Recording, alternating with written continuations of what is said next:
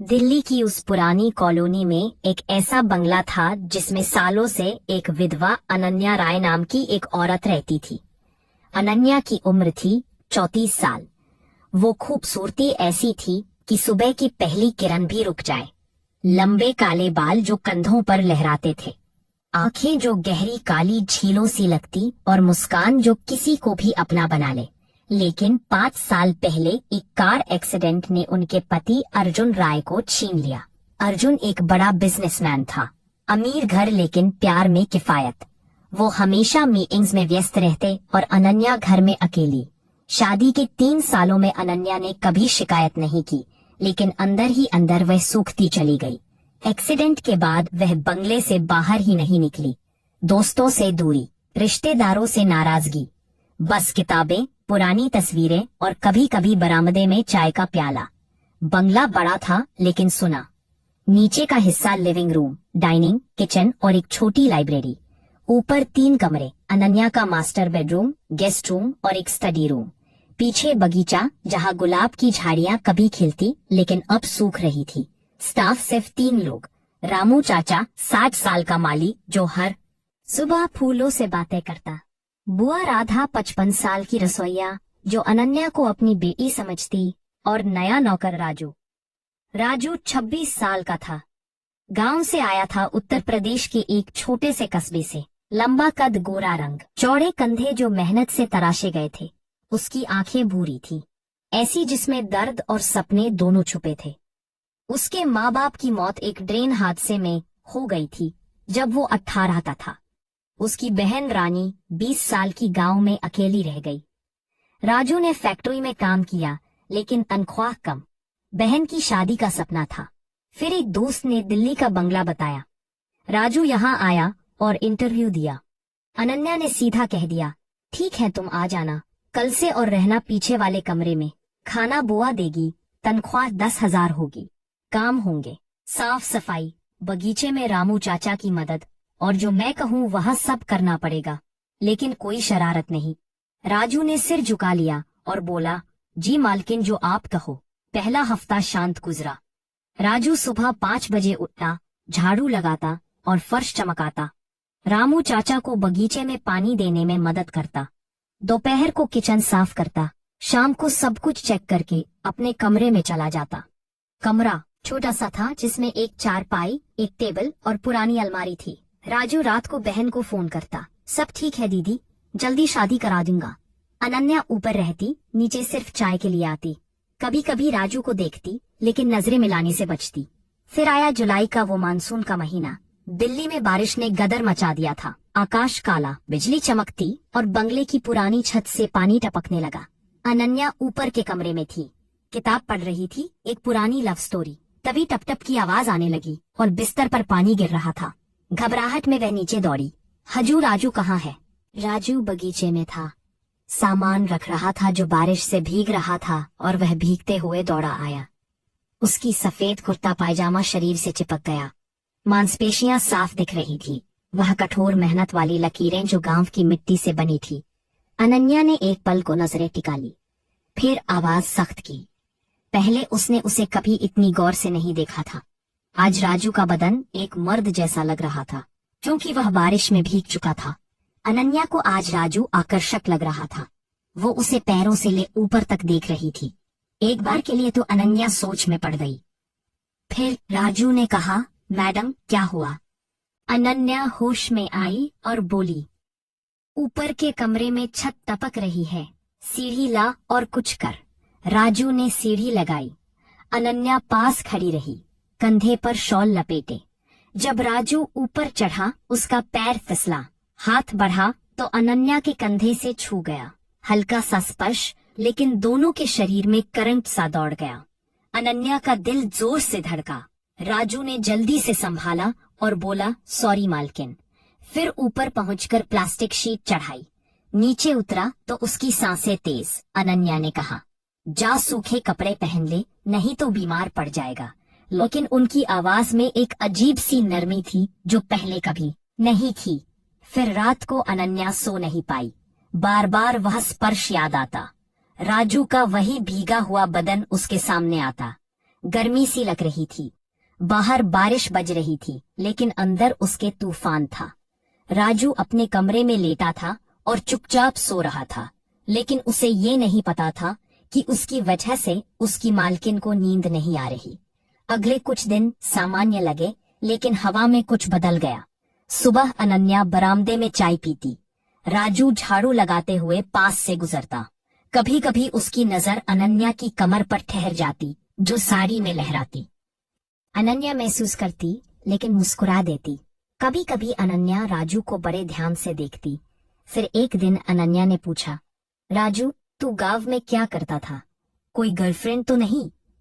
राजू रुक गया, झाड़ू जमीन पर टिका दिया। गर्लफ्रेंड गांव में कहाँ समय मिलता मालकिन, खेतों में दिन भर काम, रात को बहन का ध्यान। एक बार स्कूल की टीचर से बात हुई थी, लेकिन परिवार ने मना कर दिया। अमीर घर की लड़की थी। अनन्या हंस दी और बोली, तो अब दिल्ली में क्या, कोई और तो नहीं? राजू ने सिर झुकाया, लेकिन आंखें उठाई। उसकी नजरों में चमक थी। वो बोला, गर्लफ्रेंड बनाने का मौका कहाँ? लेकिन कभी कभी लगता है यह बंगला में ही मुझे मेरी गर्लफ्रेंड मिलेगी। यह सुनकर अनन्या का चेहरा लाल हो गया और वह चाय का प्याला उठाकर अंदर चली गई। राजू मुस्कुराया, लेकिन अंदर घबराहट थी। वो सोचने लगा, मैंने कुछ ज्यादा तो नहीं बोल दिया। फिर एक हफ्ते बाद अनन्या की तबीयत बिगड़ गई। सिर दर्द, बुखार बहुत तेज था। बुआ राधा को गांव से फोन आया था कि उसकी बेटी बीमार है और वह वहां चली गई। रामू चाचा बूढ़े थे, वह कुछ ना कर सकते थे। फिर राजू ने फैसला किया कि वह मालकिन का ख्याल रखेगा। फिर वह बाजार से दवा लाया और मालकिन को दिया। फिर उसने घर पर दाल चावल बनाया। अनन्या बिस्तर पर लेटी थी। साड़ी का पल्लू सरक गया था और गले की हड्डी चमक रही थी।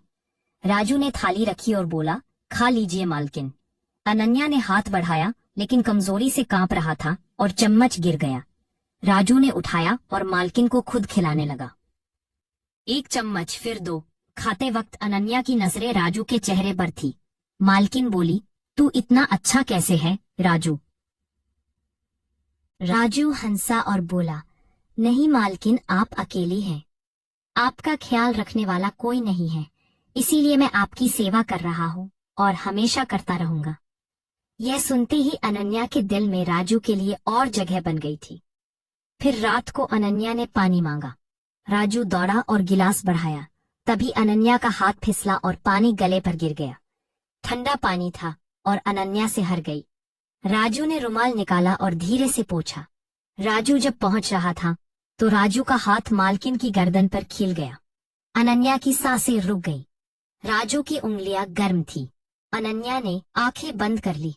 तभी अचानक अनन्या ने आंखें खोली और बोली, बस राजू, मैं खुद कर लूंगी। फिर राजू पीछे हटा और बोला, जी मालकिन, आप सो जाइए। अगर किसी चीज की जरूरत हो तो बता देना, मैं हाजिर हो जाऊंगा। इतना कहकर वह बाहर चला गया। लेकिन उस रात अनन्या को फिर नींद नहीं आई और इधर राजू को भी नहीं आई।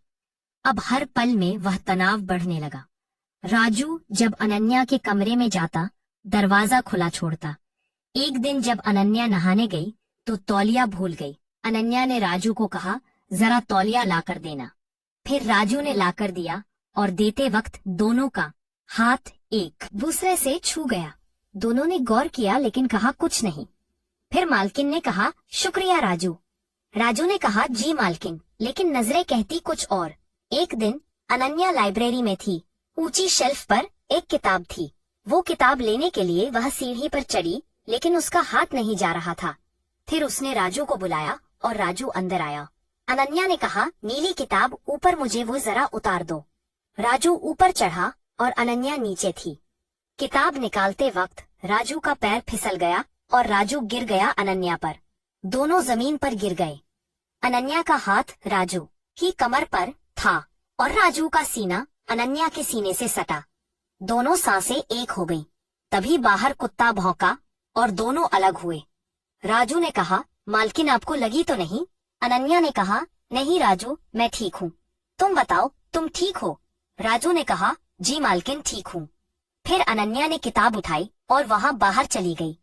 फिर राजू भी चला गया। फिर अनन्या कमरे में गई और दरवाजा बंद किया और आईने में खुद को देखा और कहा, यह क्या हो रहा है अनन्या? वो सिर्फ तेरा एक नौकर है। लेकिन दिल माँ ने कहा। अगले दिन अनन्या ने राजू को बुलाया और कहा, राजू बगीचे में कुछ फूल लगवाने हैं, रामू चाचा से कह दे। राजू गया और उसे बोल दिया। फिर शाम को अनन्या बगीचे में आई, लाल साड़ी में। राजू मिट्टी खोद रहा था, पसीना टपक रहा। अनन्या पास बैठी और बोली, राजू अगर तुम्हें किसी चीज की जरूरत हो तो बताना जरूर। राजू ने कहा, नहीं मालकिन, मुझे किसी चीज की जरूरत नहीं है, बस आप खुश रहो, मैं इतना ही कहना चाहता हूँ। फिर राजू ने मजाक किया, कल रात आप मेरे सपने में आई थी। फिर दोनों हंसे, पहली बार दोनों हंसे थे।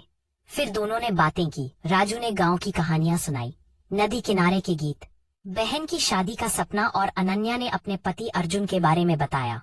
वह अच्छे थे लेकिन वक्त नहीं देते थे और मैं हमेशा इंतजार करती रही गई। राजू ने कहा, इंतजार का फल मिलता है जब सच्चा हो। अनन्या की आंखें नम हो गई। फिर शाम को अनन्या ने कहा, आज शाम चाय साथ में पियेंगे बरामदे में। जब शाम को दोनों चाय पी रहे थे तो अनन्या ने पूछा, तू कभी शादी करेगा या ऐसे ही रहेगा? राजू ने कहा, रहा करूंगा जब कोई ऐसा मिले जो दिल की बातें समझे। दोनों की नजरें मिली लंबे समय तक। फिर अनन्या ने हाथ बढ़ाया और राजू का हाथ आपने हाथ में लिया और बोली, ऐसा मिल जाएगा, चिंता मत करो। राजू का हाथ गर्म था, लेकिन फिर अनन्या पीछे हटी। अब दोनों की करीबी बढ़ने लगी। फिर दिवाली का समय आया। बुआ और रामू चाचा गांव में चले गए। बंगला बिल्कुल खाली था। अनन्या ने कहा, जा तू भी चला जा, अपने परिवार के साथ दिवाली मनाऊं। राजू ने कहा, नहीं मालकिन, अगर मैं चला गया तो आप वहाँ बिल्कुल अकेली रह जाएंगी। आप इतने सालों से दिवाली अकेले मना रहे हैं, आज मैं आपके साथ दिवाली मनाऊंगा। अनन्या को यह सुनकर बहुत अच्छा लगा। बहुत सालों से वह इन बातों से तरस रही थी। फिर अनन्या ने राजू से कहा, आज रात डिनर साथ में करेंगे, आज दिवाली है। राजू ने नया कुर्ता पहना सफेद, अनन्या ने लाल साड़ी पहनी, बाल खुले थे। डाइनिंग टेबल पर खूब सारी मिठाई और फ्रूट थे। फिर अनन्या ने पुरानी शराब निकाली, अर्जुन की पसंदीदा। अनन्या कहा, राजू एक गिलास पियो। राजू ने मना किया। अनन्या हंसी और बोली, डर मत, आजादी है। फिर एक गिलास, दो गिलास। अनन्या की आंखें चमक उठी। शराब की हल्की गर्माहट उनके चेहरे पर फैल रही थी। दोनों ने दिल की बातें की। अनन्या ने कहा, अर्जुन तूने मुझे कभी छुआ तक नहीं, हमेशा दूर रहते हो, लगता है मैं अकेली ही मर जाऊंगी। राजू ने ध्यान से सुना और धीरे से कहा, मैं हूं ना अब। अनन्या का हाथ राजू के हाथ पर रखा हुआ था और वह बोली, तू मेरी जिंदगी बदल रहा है। राजू ने कहा, आप मेरी मालकिन नहीं, मेरी। और वो रुक गया। अनन्या ने कहा, बोलना। राजू ने गहरी सांस ली और कहा, आप मेरी दुनिया हो। फिर दोनों चुप हो गए। फिर अनन्या ने अपना सिर राजू के कंधे पर टिका दिया। राजू ने उन्हें गले लगा लिया, लेकिन बस इतना ही। उसी रात अनन्या सोने चली गई। राजू बाहर बरामदे में बैठा रहा, आसमान में चमकते तारों को देखता हुआ, मन में अनगिनत विचार घूमते हुए। फिर जनवरी आया।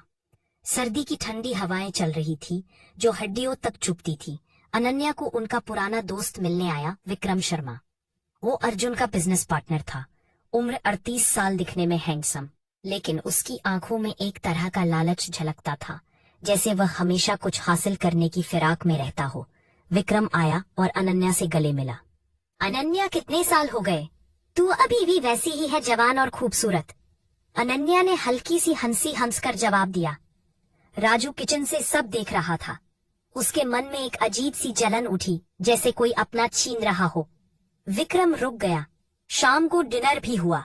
पुरानी यादें ताजा हुई। विक्रम ने अनन्या का हाथ पकड़ लिया और कहा, तू अकेली मत रह, मैं हूं ना, बिजनेस ने संभाल लूंगा और तुझे कभी अकेला नहीं महसूस होने दूंगा। अनन्या ने अपना हाथ छुड़ाया, लेकिन फिर भी हंस दी। राजू किचन में बर्तन धो रहा था। उसके हाथ कांप रहे थे गुस्से और ईर्ष्या से। रात के 2 बजे अनन्या अपने कमरे में रो रही थी। अपराध बोध और डर से दरवाजे पर खटखटाहट हुई। राजू आया और पूछा, क्या हुआ मालकिन? अनन्या ने उसे गले लगा लिया और सुबकते हुए कहा, विक्रम, वो ये मुझे डर लग रहा है। राजू का खून खोल उठा। वो ऊपर विक्रम के कमरे में गया, उसे जगाया और कॉलर पकड़कर कहा, बाहर निकल, दोबारा यहाँ आया तो मार डालूंगा। विक्रम डर कर भाग गया। अनन्या ने राजू को धन्यवाद कहा। फिर से गले लगाया, लेकिन इस बार हग लंबा था। वो रात एक नई शुरुआत थी। अनन्या ने पहली बार खुद को आजाद महसूस किया।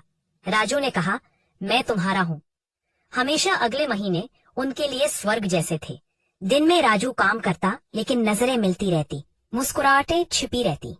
अनन्या ने एक रात कहा, राजू, बच्चा चाहिए हमारा।